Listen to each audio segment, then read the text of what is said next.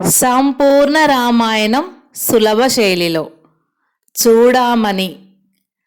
చూశాను ప్రభు, సీతామాతను నేను చూశాను ప్రభు. లంకలో అశోకవనంలోని శింశుపా వృక్షం కింద రాక్షస స్త్రీల మధ్యనున్న ఆ జగన్మాతను కన్నులార చూశాను ప్రభు. నువ్వు ఇచ్చిన అంగుళీకాన్ని సమర్పించినాను, ఆ తల్లి తన చూడామణిని ఇచ్చింది అని హనుమంతుడు సీత యోగక్షేమాల కోసం తహతహలాడుతోన్న రామునికి చూశాను అన్న పదం మొదట చేర్చి తన ప్రయోజనాన్ని విన్నవించి తన వస్త్రాభ్యంతరంలో భద్రపరిచిన చూడామణిని శ్రీరాముడికి ఇచ్చాడు. శ్రీరాముడు ఆ మణిని కళ్ళకు అద్దుకుంటూ, లక్ష్మణ, ఈ చూడామణిని చూడగానే మీ వదినను చూసినట్లయిందయ్యా. మిత్రమా సుగ్రీవా, మా వివాహ కాలంలో మా మామగారైన జనక మహారాజు గారు తన పుత్రికకు ఇచ్చిన అమూల్యమైనటువంటి ఆభరణం ఇది అన్నాడు. దుఃఖం సంతోషం సమ్మిశ్రితమవుతున్న కంఠస్వరంతో చాలా కాలం తర్వాత రాముని కంఠంలో సంతోషం ధ్వనించినందుకు తృప్తిగా ఆనందించాడు లక్ష్మణుడు. సుగ్రీవుడు హనుమంతుణ్ణి సంతోష దృష్టిలతో చూస్తూ, హనుమ, వానరలోకానికే అలంకారప్రాయుడవైన నీ వల్ల మేమంతా ధన్యజీవులమయ్యాము. నువ్వు అంగదుడు, జాంబవంతుడు, నలుడు, నీలుడు మొదలైన మన వాళ్ళంతా ఇక్కడి నుంచి బయలుదేరినప్పటి నుంచి తిరిగి ఇక్కడికి వచ్చే వరకు ఏమేం విశేషాలు జరిగాయో పూర్తిగా వివరించు, ఆ తర్వాత కర్తవ్యం నిర్ణయించుకుందాము అన్నాడు. హనుమంతుడు తన లంకాయాత్ర విశేషాలన్నీ కూడా పూర్తిగా వివరించాడు.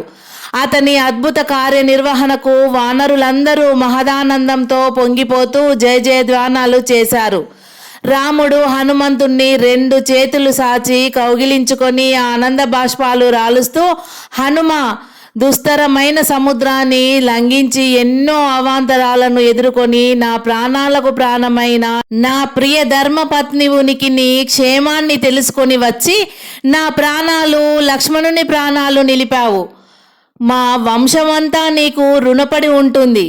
నీ రుణం ఎన్ని జన్మలకు తీర్చుకోరానిది అన్నాడు శ్రీరాముడు. హనుమంతుడు రాముని చేతులను కళ్ళకద్దుకుంటూ, ప్రభు, ఈ సేవాజీవి జీవించి ఉండేదే ఇప్పటి నుంచి నీ సేవ కోసమే. ప్రభువు కార్యం తీర్చడం మృత్యు ధర్మం. దీనికై నన్ను ప్రశంసించవలసిన పని లేదు. ఇక కాగల కార్యం ఆలోచించండి శ్రీరామచంద్ర ప్రభు. మనం అతి త్వరగా లంక చేరుకోవాలి అన్నాడు హనుమంతుడు. రాముడు హనుమంతుని కౌగిలి విడిచిపెట్టి శిలాఫలకం మీద నిలుచుని సుగ్రీవుని వైపు తిరిగి గంభీర కంఠస్వరంతో ఇలా అన్నాడు. మిత్రమా సుగ్రీవా, లంకా నగరాన్ని ముట్టడించడానికి అనుకూలమైనటువంటి పరిస్థితి సృష్టించు.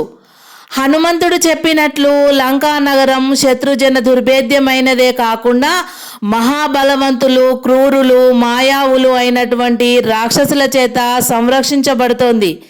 దేశ దేశాల వానర వీరులను తరలించు. రమ్మని నీ మిత్ర వానర నాయకులందరికీ కూడా ఆహ్వానాలు పంపించు అన్నాడు. సుగ్రీవుడు వినయంతో, శ్రీరామచంద్ర, ఆనాడు వచ్చి వెళ్ళిన కపిశ్రేష్ఠులందరూ కూడా తాము చెప్పినట్లు నేడు రేపో తమ తమ బలాలతో ఇక్కడికి చేరుకుంటారు. అందరూ ఒకచోట చేరగానే బయలుదేరుదామన్నాడు సుగ్రీవుడు.